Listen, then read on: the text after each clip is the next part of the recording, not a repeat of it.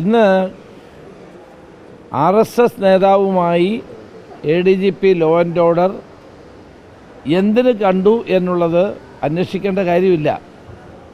കാരണം അതെല്ലാവർക്കും അറിയുന്ന കാര്യമാണ്. മുഖ്യമന്ത്രിക്ക് വേണ്ടി തന്നെയാണ് കണ്ടിട്ടുള്ളത്. ഇവിടെ ഈ അന്വേഷണം എന്ന് പറയുന്ന ഒരു പ്രഹസനമാണ്. ഇത് മുഖ്യമന്ത്രി കള്ളനും പോലീസും കളിക്കുകയാണ്.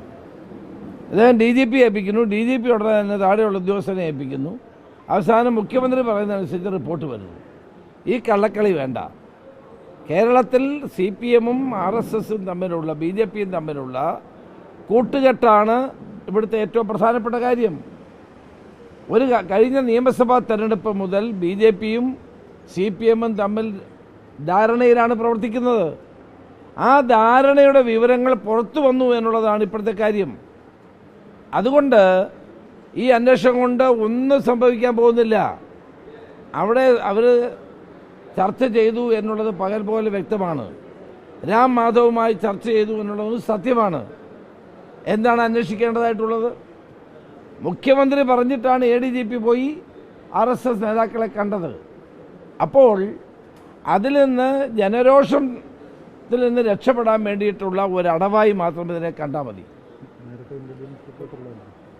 നേരത്തെ തന്നെ മുഖ്യമന്ത്രിക്ക് അറിയാമായിരുന്നല്ലോ ADGP എവിടെ പോകുന്നു, എല്ലാവർക്കും അറിയാം. അതങ്ങനെ രഹസ്യമായിട്ട് പോകാൻ പറ്റില്ലല്ലോ. ഇന്റലിജൻസ് റിപ്പോർട്ട് ഉണ്ടാവില്ലേ? അദ്ദേഹത്തിന് തടയാമായിരുന്നല്ലോ. എന്തുകൊണ്ട് തടഞ്ഞില്ല? അപ്പോൾ RSS നേതാക്കന്മാരുമായി ADGP law and order നടത്തിയ ചർച്ച മുഖ്യമന്ത്രിക്ക് വേണ്ടി തന്നെയാണ്. അതിനെപ്പറ്റി DGP അന്വേഷിക്കുമെന്ന് പറഞ്ഞാൽ ആരെ വിശ്വസിക്കാൻ പോകുന്നത്? ആരെ കബളിപ്പിക്കാനുള്ള അന്വേഷണമാണിത്?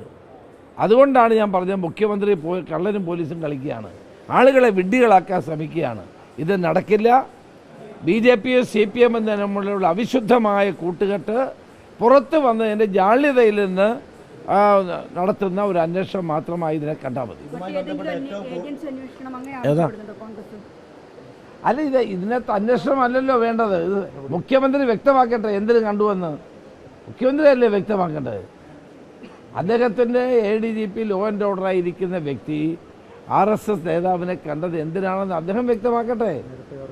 മുഖ്യമന്ത്രി അറിയാതെ അങ്ങനെ പോയി കാണുമോ? ഒരിക്കലും ഉണ്ടാകില്ല.